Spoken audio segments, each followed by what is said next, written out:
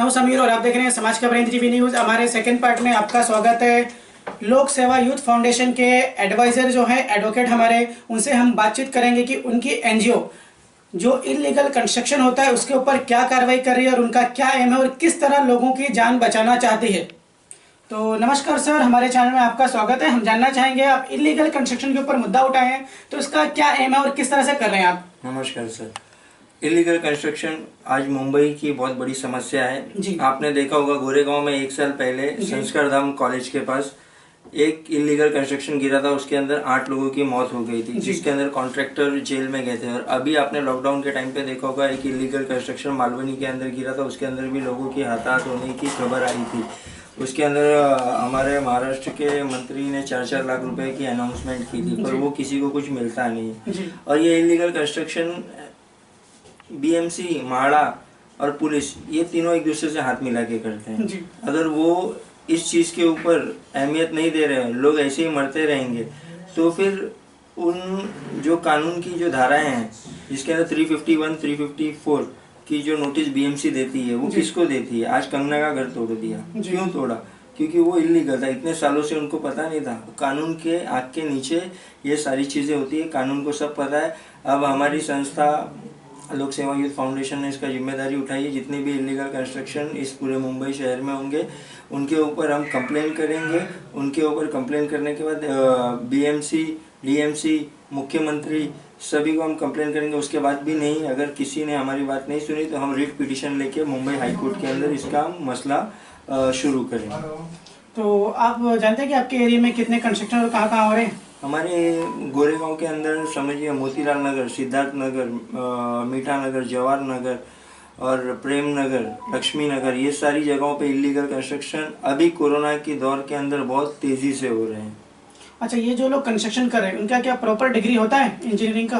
नहीं, उनके पास कोई किसी भी प्रकार की डिग्री नहीं होती है। वो सिर्फ ऐसे ही नॉर्मली कॉन्ट्रैक्टर बन जाते हैं। 4-6 उन्होंने मजदूर जमा किए जिनको थोड़ा नॉलेज होता है 1+1 करने का। ये कोई बिल्डर या कोई एकदम प्रॉपर बीएमसी का लाइसेंस नहीं, म्हाडा का लाइसेंस नहीं, इनके पास किसी तरीके के लाइसेंस नहीं। ये अवैध कॉन्ट्रैक्टर होते हैं जो अवैध निर्माण करते हैं, जिनका कोई रिकॉर्ड किसी भी सरकारी संस्थान के पास नहीं होता है।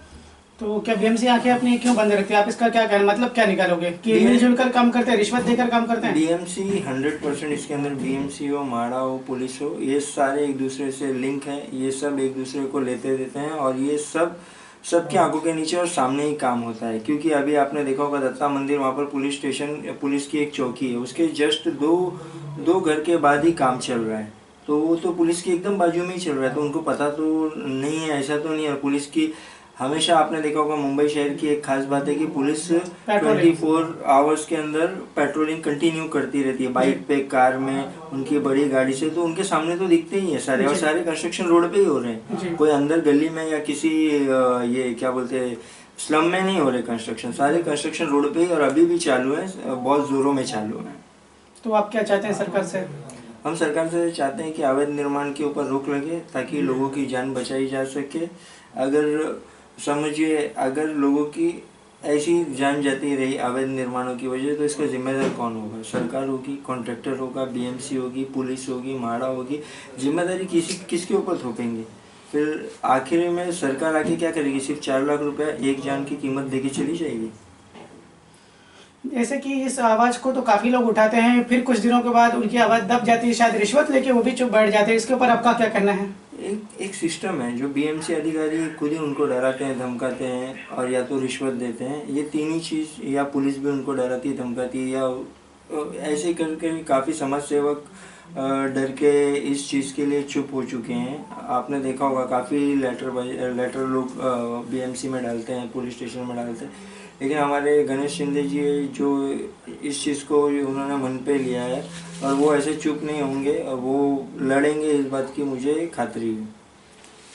तो जैसे कि जो जान जाती है 4 लाख देके सरकार चुप बैठा देती है सबको कि भाई हमने 4 लाख रुपए दे दिया, क्या सरकार की सिर्फ इतनी ही जिम्मेदारी है?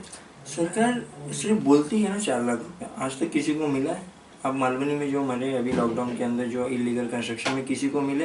अंधेरी जू गली में आज से 5 साल पहले एक जगह आग लग गई थी जो 4 फ्लोर का था। तो उसके अंदर भी आज तक किसी को पैसे मिले, किसी को पैसे मिलते ही नहीं। ये सिर्फ टीवी पे अनाउंस करते हैं और ये पैसे टीवी पे ही रहते हैं, वो लोगों के हाथ में कभी नहीं जाते।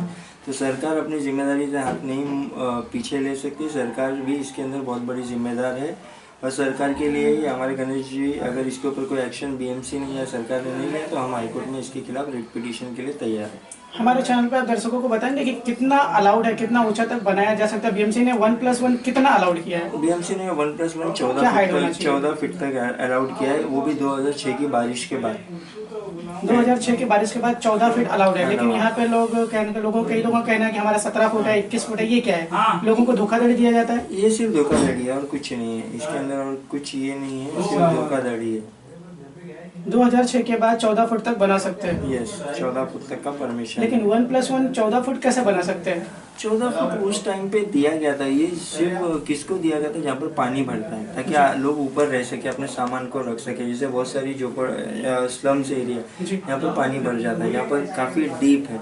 यहाँ हमारे मोतीलाल नगर 1 नंबर में आप जाएंगे तो वहाँ पर अगर 1 घंटे की बारिश हो जाएगी तो आपको ऐसा लगेगा कि यहाँ पर रह नहीं सकता इंसान, क्योंकि सभी घर के अंदर घुस जाए। तो उन्होंने नीचे से ऊपर किया है, फिर उसके बाद उन्होंने उसको 14 फीट तक, काफ़ी लोगों ने नहीं बनाए, जो कानून को मानते हैं वो लोगों ने नहीं बनाए। क्योंकि अगर आपको बनाना है तो एक परमिशन लीजिए, और परमिशन ये देते नहीं है। तो आप जब परमिशन देते नहीं, आँख बंद करते हो, तो फिर लोग जाएंगे कहाँ पर? और लोगों की जो जान जाएगी उसका जिम्मेदार कौन होगा? तो लेटर जो डिस्पैच किया गया, आप दिखाइए, ले लीजिए, पूरी तरह से हमारे कैमरे में शो कीजिए कि आप किस तरह से कर रहे हैं, आपके उसका डिटेल। हमने उसके सारी डिटेल डाल दी है, कब से कहाँ आपने डिस्पैच किया वो बोलेंगे सर? हमने डिस्पैच किया है गोरेगांव वार्ड में, डीएमसी को, पुलिस स्टेशन में और महाड़ा में। अगर नहीं आता तो हो सकता है कि आप धरना भी करें? हम धरना करेंगे, मोर्चा करेंगे, लेकिन हम कानूनी लड़ाई अच्छे से लड़ने की सोच रहे हैं। हम सोच रहे हैं इसके अंदर रिट पिटीशन के लिए जाने के लिए।